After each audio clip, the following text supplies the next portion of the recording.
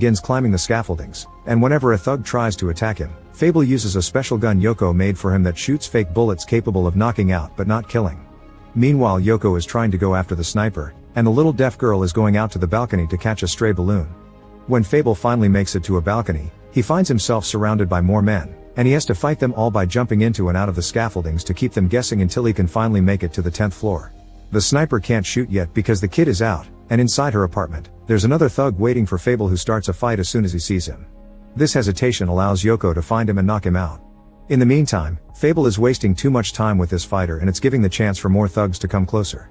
Needing a quick solution, Fable decides to throw a grenade at the scaffolding to make it come off the wall and leave all the enemies hanging.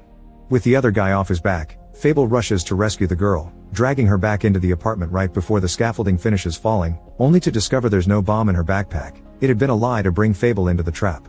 At that moment, Fable notices Suzuki leaving and calls Yoko to give him the model of the car so she can follow him.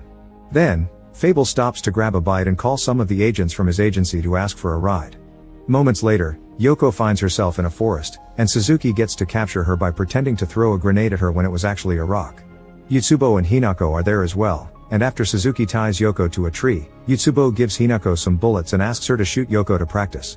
To everyone's surprise, Hinako shoots Yutsubo instead, but he turns out to be fine because he's wearing a bulletproof vest under his jacket.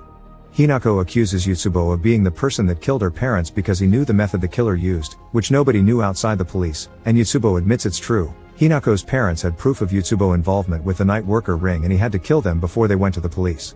Hearing this makes Hinako have a breakdown and fail all her following shots, but since Yutsubo keeps taunting her, she forces her body to stand up and leave the wheelchair to try to reach him. Hinako barely gets to take 2 steps before Suzuki stops her with a warning. There's a landmine right under her feet, and if she moves it'll explode.